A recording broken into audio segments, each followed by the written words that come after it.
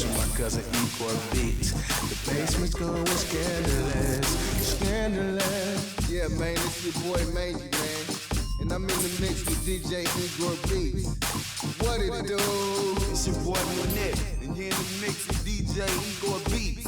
What it do? It's your boy Mo Gun, CEO of Beats Entertainment. You in the mix with DJ Igor Beats. What it do? Yo, what's up? It's your boy Whiteout, one part of the Bay Boys of Comedy. And you in the mix with my little big cousin, DJ Igor Beats. What it do? It's your boy Rascal of Beats Entertainment, and you're in the mix with DJ Igor Beats. What it do? It's your boy Gutter, you know, it's the mob. And you in the mix with Igor Beats. What it do? DJ Igor Beats in the mix. Baylife TV. Baylife. Watching Baylife TV. Baylife TV. Baylife TV. Baylife ENT. Baylife TV. Baylife in the building, you feel me? You watching Baylife TV. We out here with Baylife, Igor Beats, the whole Baylife family, you know what I'm saying, doing it big.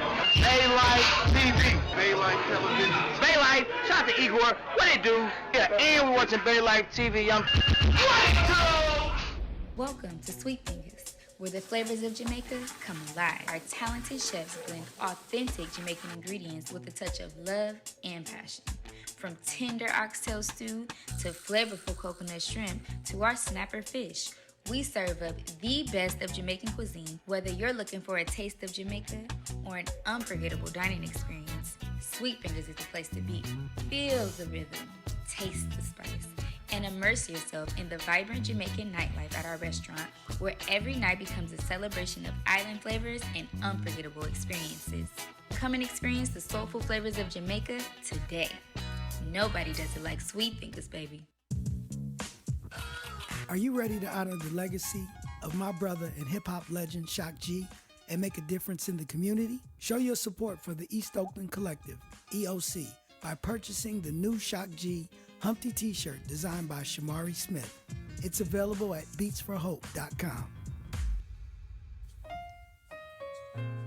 My brother Shock G was a multi-platinum hip-hop pioneer and producer who was deeply committed to helping the community, culture, and music of his time. His vision for helping humanity was honorable and has inspired people to come together and see to those that need important attention and love.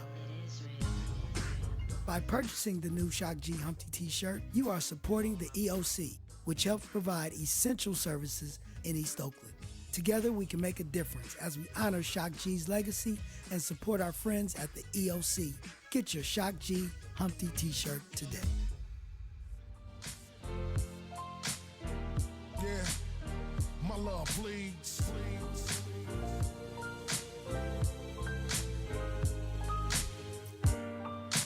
I hope this ain't a lost cause, cause I do this for all of y'all. Only a few chosen make it, the other 90% they gon' take it. If this is hell, God save us. These ghetto chains gotta break them. Yo mama, please be patient. I told you that your son gon' make it. But even though I'm getting older, I carry Oakland's heart on my shoulders. The streets be pounding, sirens sounding. I'm screaming out loudly. I hope you all proud of me. My city's the rose in the concrete. Tired of these bodies on the concrete. Evergreens overcrowded. Rolling hills keep piling them. All I can do is just reply to them. I can't hold back. I just let my soul bleed on this track for my city. My city.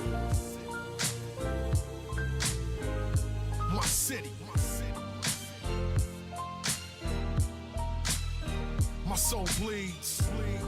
Live on Baylife Radio. Oh yeah, thank you, D-Wise. My city. This record goes out to Oscar Grant, the 4 police officers that were gunned down in Oakland, 2009. Mark Dunnigan, John Hedge, Daniel Sakai, Irvin Romans. And this record goes out to Lavelle Mitchell. Didn't have to do this record. Live on Baylife Radio. Welcome to O Positive. This is a special segment. We have a special guest in the building, Miss Marcie Hodge from District 7. Thank you for coming in. I almost bit my tongue. My apologies. Glad to be here. Once again, we get a chance to talk to Miss Hodge about a piece of Oakland. On behalf of Baylife Radio, thank you for coming in. Thanks for the invite. I appreciate it. For some of our new guests who didn't get a chance to talk with you last term, could you just introduce yourself and tell them a little bit about what you got going on? Yeah, absolutely. Marcie Hodge. I am running for City Council for District 7, which is the furthest part of East Oakland. The city has a lot of issues, and I am a lifelong resident of the city. And so I'm inspired to run because I know that we can do much better.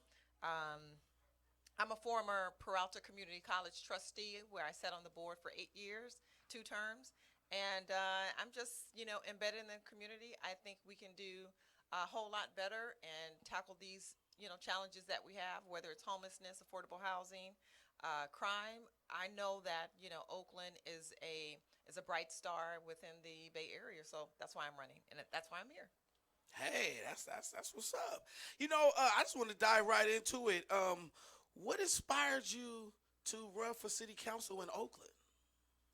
Well, as a lifelong resident, I've seen, Oakland in better days. And like all of us, we're concerned about safety. We're concerned about affordable housing. We're concerned about blight, homelessness, and all of the different challenges that District 7 has. And it's always felt like for a number of years that District 7 has been overlooked. And I believe that our district can do much better.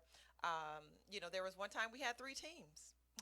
Like, we lost them. How did you lose 3 teams? Wow. I don't understand that. And to build an infrastructure around that Coliseum and the 3 teams that we have, that was just something that was just a standing starlight for us. So it's unfortunate. I think that better leadership is going to help to move us into a direction where we can see better days. And that's one of the reasons why I'm running. I'm running to be a proactive leader. If you call, if there's something going on, I want to make sure that my office is out there, whether it's picking up trash or making sure that our departments are out and about in District 7. And also, stopping people from coming out here to Oakland and from other cities or states and feeling like it's a dumping ground. We need someone that's going to help to shift the culture and shift what people believe that Oakland is. We're now there was a time where Oakland was a mantle of safety to a large degree. Now we're internationally known as a city that has just gone buck wild. So we got to change that image. Wow. We got to change it. That's right. I want to tap on a little bit. You said about picking up the trash, especially in Deep East Oakland. Moving forward, what are some of the things that you would plan to do on your agenda if you are elected to council, as far as picking up the trash and the trash around the homeless? Right. We need stricter enforcement of laws. People can come and dump, and it's like you can have like their address, phone number, all in the, all in what they've been dumping, and there's nothing that you can do. So we've really got to get stricter and enforcing our laws, and also increasing those fines. I would like to see once a month, the Waste Management open up their lot for Oakland residents to be able to come in and dump their trash. Sometimes it's unaffordable for folks to be able to do some spring cleaning, mattresses and whatever. And it can be real costly to, take some trash over to the dumping ground. I mean, you can leave there, paying over $100. And if it's a mattress, my goodness, it's probably like $50 or so. Yes. So doing that so that people understand that there's an opportunity to take a free Saturday a day to just go to the dumping grounds and dump your trash for free. Definitely continuing with the cleanups. One of my good friends, Ken Houston, now he's running too for District 7 because he is very passionate about us needing a leader. But he has a council called Beautification, and he's around with a lot of the folks that's been funded by the county to go out and help to eliminate a lot of the waste that's out here in the city. So neighborhood cleanups, and then finally just working on beautification projects where we, work with different organizations to plant trees and to do cleanup days. A lot of the churches, they get together once a month to do that. So if we have a collaborative effort across agencies, churches, and enforcement, I think we can shift the look of what's happening in the city. So that's my hope. Okay. Yeah, we always have a conversation about the question comes up is, where do all these campers come from? I've never seen this many campers in Oakland in my whole life. Moving forward, speaking of the campers and touching on a little bit of the homeless, do you have a plan in your agenda to help some of the homeless moving forward? And how do you plan on getting some of them off the street? Yeah. I think what we have to do first is stop the bleed. We have a lot of people coming from other counties, other states who kind of set up shop here in Oakland. Yes. And we got to just stop that. So working together with the county and the state to really focus on identifying folks who are homeless and really where are they from, here out. So we have a lot of residential programs. I run a residential program for kids, and I have a crisis stabilization program. There are a lot of vendors who have programs that, they may have one client, but they have 6 beds available or 5 beds available. And we need to look at and coordinating with the state, how do we get those licensed programs to also serve the homeless population, where we can help to stabilize them, put them in a program where if it's about getting them on medication to help stabilize them, that's one of the things, because a lot of the challenges that homeless people face is some of that is mental health. Yes, and in order to get folks stabilized, they need to be on medication, and so that's one thing. Also identifying a lot where we can really put in small, tiny homes so that we can transition people from the streets into something that's stable, and then work with the county and state agencies to help, job training, whether it's drug addiction programs, to help people to really just get stable and to move them off of the streets. Now, Oakland can do it. California can do it if they want to, because Governor Gavin Newsom has shown us that, look, if he has demanded that the streets start to get cleaned up, and he's not seeing any funding, I think we have seen people move very quickly. Yes. If they have a conference where they have international folks coming or presidents, they clean up the streets very quickly. So because they don't want people to see, their downtown areas just littered with trash and folks just kind of doing whatever, living on the streets. So it's a problem. And one of the arguments is it's inhumane to move people. Now, what we don't want to do is keep people on the streets, because that's inhumane. Yes. It's inhumane for us to allow people to sleep on the sidewalk and say that's okay. So the inverse of us moving folks because it's inhumane, the inverse of that truly is, well, we allow them to be on the streets in the first place. We need to shift this culture and say that it's not okay. In Massachusetts, they don't allow homeless to just, set up tents. Flying across the world, in Dubai, it's illegal to be homeless.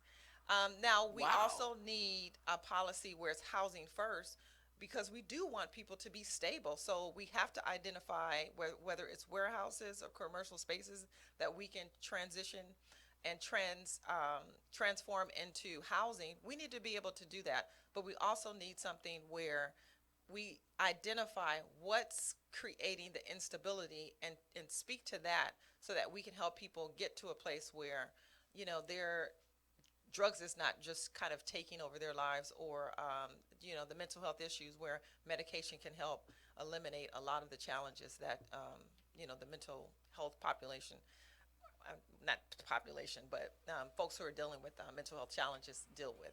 So. Yeah. I wanted to know, along with this homeless, Ms. Marcie, is there any foresight in the future for some kind of rent cap, or because the rent is just going up, up, up, up, up, and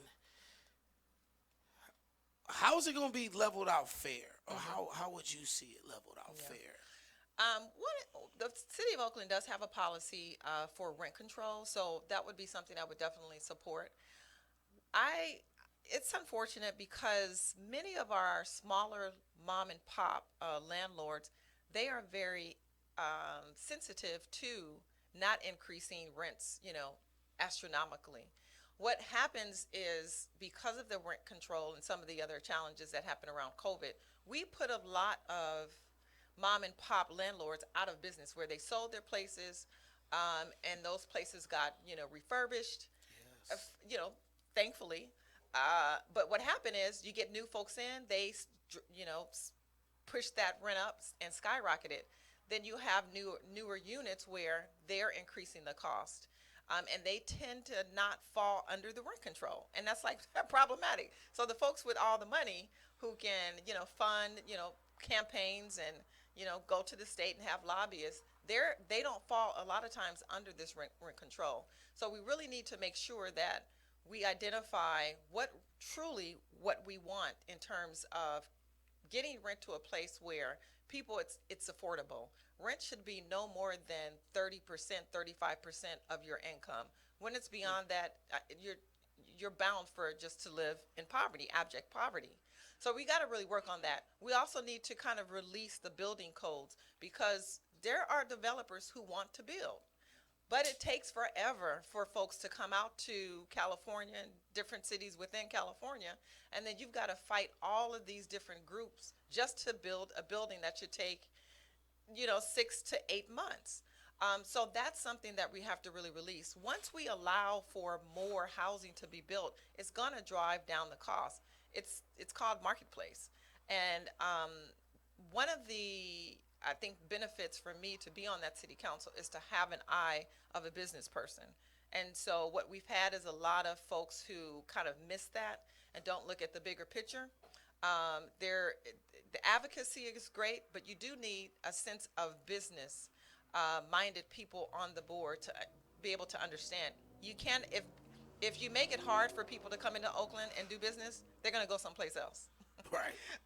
So, one of the things, and so that's my promise, is to make sure that we're watching rent control and ensuring that the city is also looking to the federal government as well as the state for extra money to come in. And one of the other things I just want to say is that if they can find the money to fund immigrants to come here, they can find money for the citizens who have been here for 20 and 30 and 50 years. Yes. To offset, some of the costs that's kind of burying people into debt and displacement. So those are some of my ideas there. Yes. Ms. Marcie, I also wanted to ask you, I hear a lot around Oakland, oh, there's nothing for the youth. Everything's taken out of Oakland for the youth. There's no jobs for the youth. If you are elected, is there anything on your agenda that's going to help that and connect more with the youth? Yeah.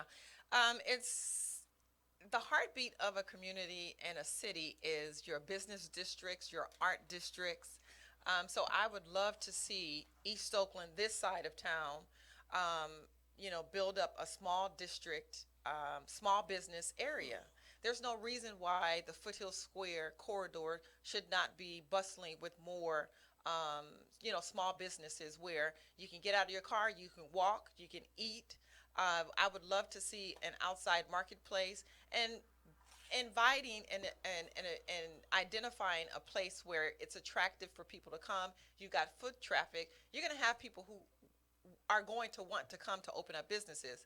Therefore, they're going to need people to employ, and that helps to increase the number of businesses and the number of workers that or potential employees and folks who are interested in jobs to actually be able to apply for things that are going to kind of meet their needs. It's also important to look at the future. We're looking at solar. We've got to look at technology, artificial intelligence. And so bringing some type of tech hub into the area of the Coliseum where We have the African Americans who have purchased the Coliseum Yeah. area. They're looking and talking about maybe possibly a sports team, soccer or WNBA. We've got to build that corridor where it mimics me flying into LA. We've got to find the right people to be able to negotiate the deals to bring in and attract businesses. But of course, safety is first. No one wants to come to a city where you're like 10 out of 1, you're going to get robbed. Yes.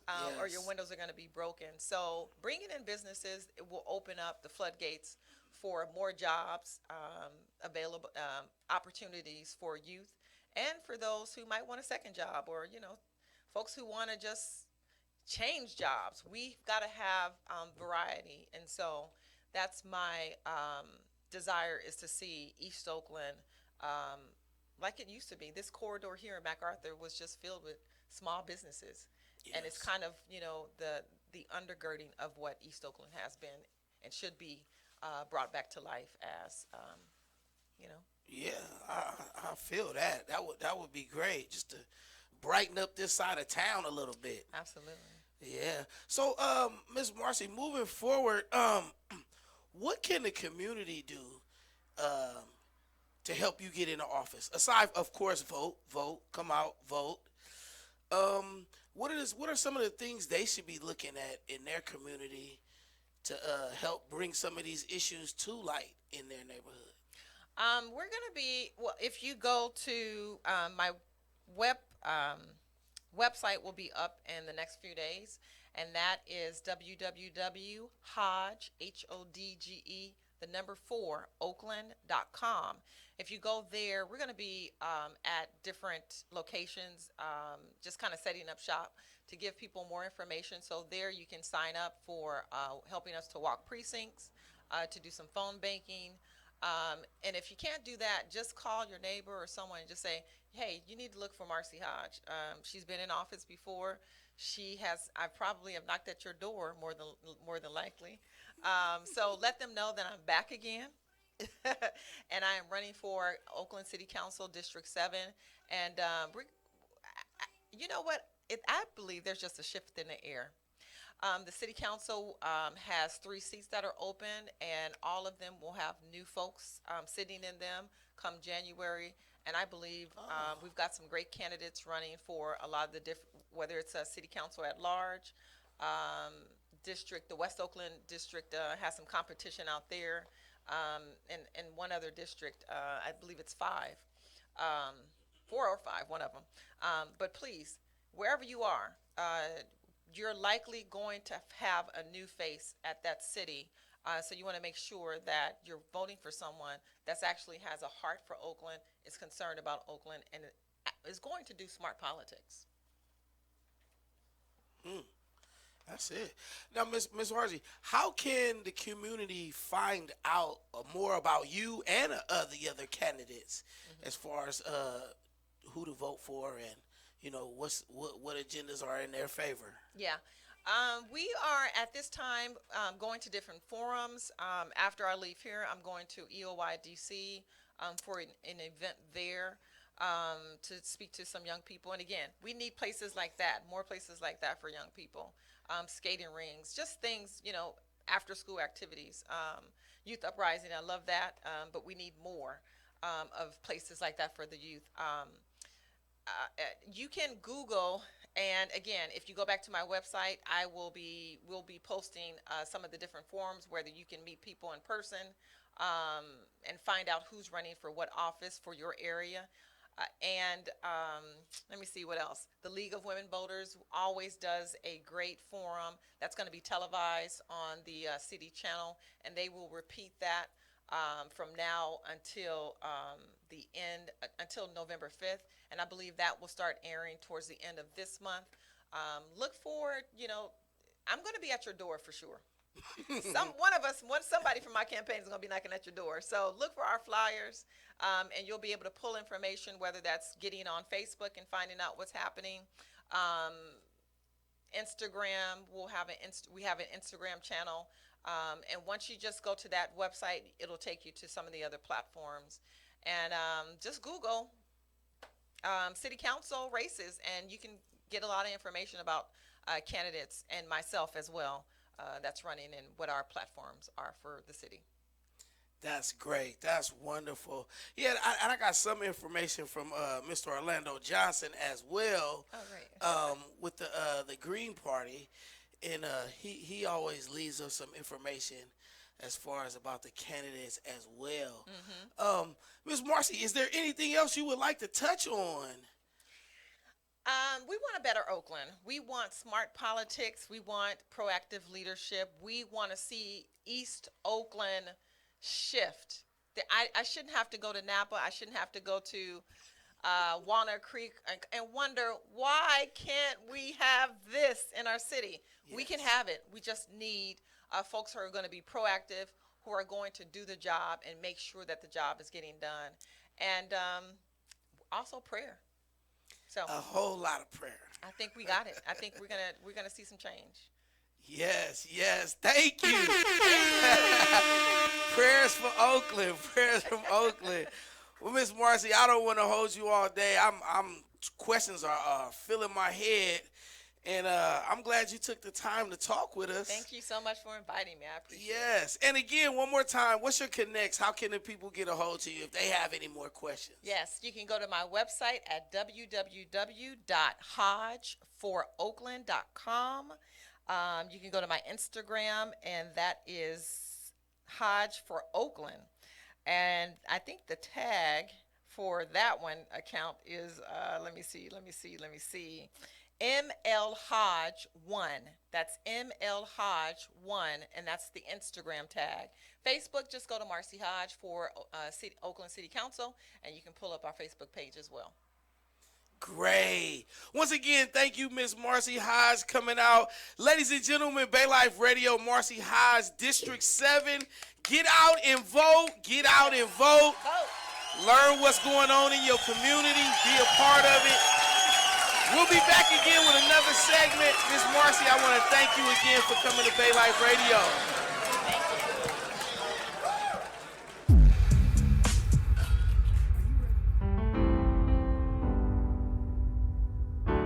What's going on, y'all? It's Chewy Gomez out here with the Lava May folks. These folks are doing a great job and a great service to the community for those folks out there that are homeless, and not even the homeless. I mean, there's a lot of folks that are using this that aren't homeless, right? It's true, yeah. There's a lot of low-income folks or folks that are housed in places where maybe the showers don't work, or they're unsavory, or maybe they're not private, or not always hot. So we do serve primarily houseless folks on the street. Now, folks taking a shower, they don't want to get back in their dirty clothes. Is there an option for them to get some clothes at all here? I don't know. We do have clothing donations. You know, it's all donation-based, so the stock fluctuates. But we do have a lot of volunteers or even community members that bring clothes out. So we typically do stock underwear and socks always. If you got goods. Oh, nice. So if you guys got some socks, you guys care to donate, you got some extra shirts. You know, we all outgrow our shirts. I'm into a 3X now, so I got to donate my 2Xs. But yo, get down there and connect with lavamay.org and make your donations.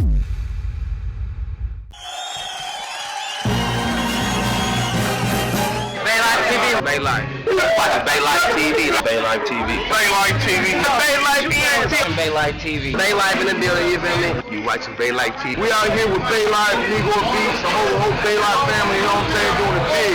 Baylife TV. Baylife Television. Baylife, shout out to Igor. What it do? Yeah, and we're watching Baylife TV.